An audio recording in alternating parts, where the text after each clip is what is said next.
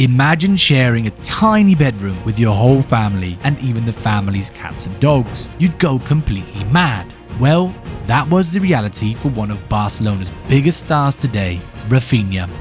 Back post is on, Rafinha's in! Rafinha scores! A boy from the Brazilian favelas, poor, rejected and overlooked, who escaped the drug underworld and is now playing for his dream club. Rafinha was born on the 14th of December 1996 in Porto Alegre, Brazil. He grew up in Restinga, one of the city's largest favelas. Life was tough in the favela. Rafinha recalls going hungry as his parents struggled to put food on the table.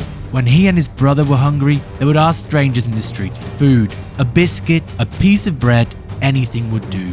But Rafinha's parents worked hard. His dad, Rafael Beloli, was a drummer in Samba Tree, which coincidentally was the favorite samba band of Porto Alegre's most famous footballer, Ronaldinho. Ronaldinho had grown up in the same neighborhood as Rafinha's dad and uncles, so they knew each other from their youth. During Ronaldinho's Barcelona days, Rafinha's dad was often invited to perform in Spain. Upon his return to the favela, he would then tell stories about Barcelona and would bring back jerseys gifted by the legend himself. At 7 years old, Rafinha got an invitation most kids could only dream of: Ronaldinho's birthday party.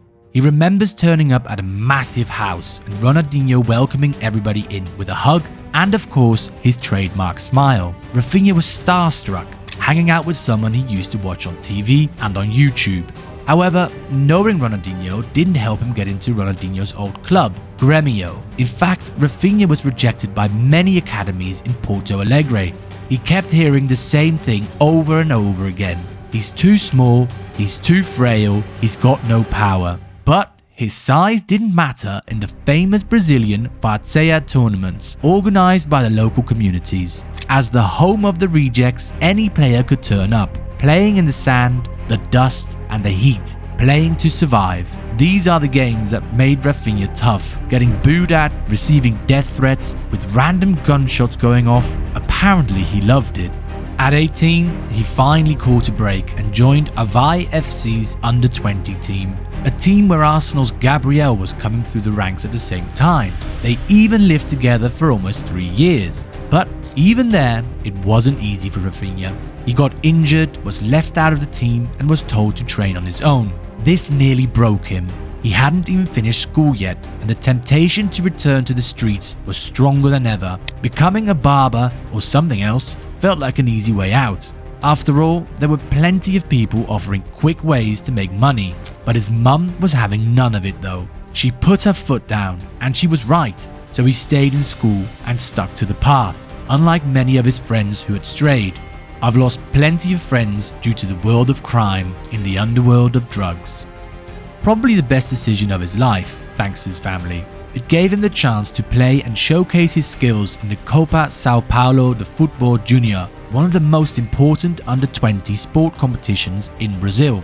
And that's when everything changed. While playing in the tournament, Rafinha caught the eye of ex-Barcelona star Deco, who quickly signed him to his agency, D20 Sports. In 2016, Deco arranged a move for the 19-year-old Rafinha, his first big break in Europe, Vitória Guimarães, Portugal. His first season was a tough one though, splitting his time between the youth squad and the first team as he struggled to lock down a starting spot. But that's all changed in the following year, with Rafinha becoming their breakthrough player of the year.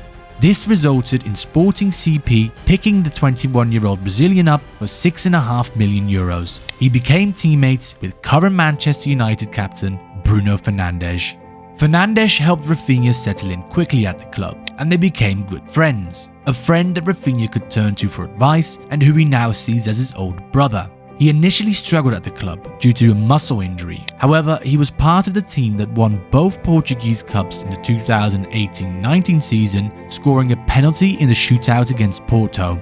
He then moved to Rennes in France, who broke their transfer record by paying €21 million to bring him to the club in 2019. He scored 8 goals and recorded 7 assists in his time at Rennes, helping them to a third-place finish in the 2019-20 season and qualifying them for the 2020-21 Champions League. And then, in 2020, came the big one. a call from recently promoted Premier League side Leeds United. At 23 years old, he signed a 4-year deal for a fee of around 20 million euros, becoming Leeds' 13th signing of that summer, among Robin Koch, Diego Llorente and record signing Rodrigo. Excited but anxious, he was about to work under the legendary Marcelo Bielsa, but Bielsa calmed him down and told him he was there to help him. In training, Bielsa pulled Rafinha aside and explained where to move and what decisions to make. Obviously, this personal touch and coaching helped as Rafinha adapted, quickly becoming a Leeds fan favourite.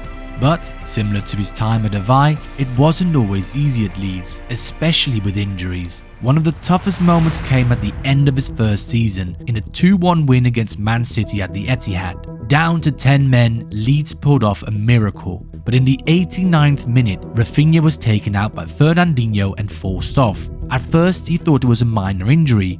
A few days of icing, nothing more. But when he got home and removed the bandages, his leg swelled up, his blood pressure dropped, and he was rushed to the hospital. He was in so much pain that he couldn't walk. The doctors at the hospital told him he had suffered an internal hematoma and that he needed surgery to drain the blood.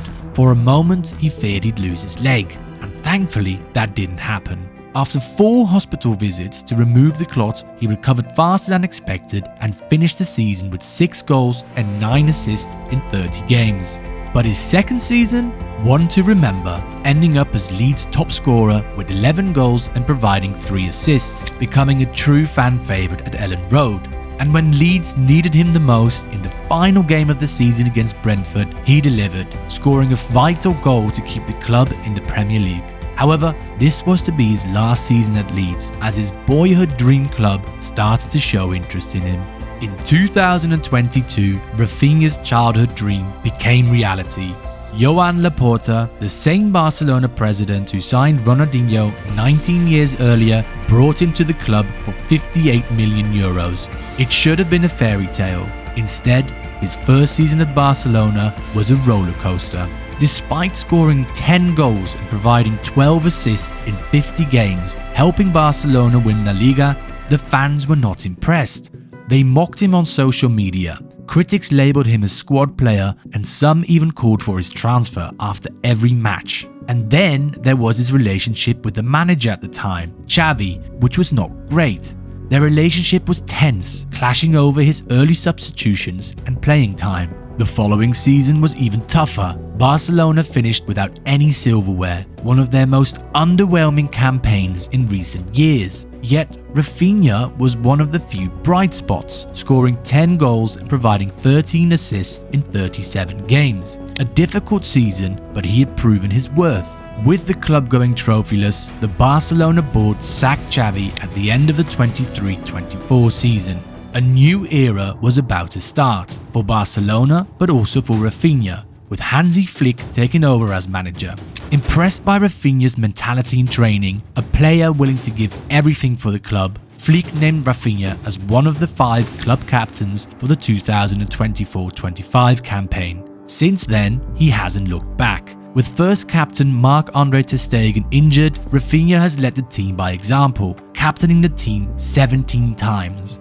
In the 35 games he's played up to now, he's scored 24 goals and provided 15 assists, an incredible 1.11 goal contributions per game. He's also becoming a big game player. Look at the Champions League, a hat-trick against Bayern Munich, then 2 goals against Benfica, including a last-minute winner in a wild 4-5 thriller, and who can forget the Supercopa de España final against Real Madrid, a game where Barcelona won 5-2 with Rafinha scoring twice and providing an assist. He's proven his critics wrong, and it's safe to say that Barcelona have a real special player on their hands. After a difficult start, Rafinha is finally at the top of his game for Barcelona. But not too long ago, another player carried this club for over a decade, breaking records like no one else in history has ever done before. Check out this video on the 10 most mind-blowing stats of Lionel Messi.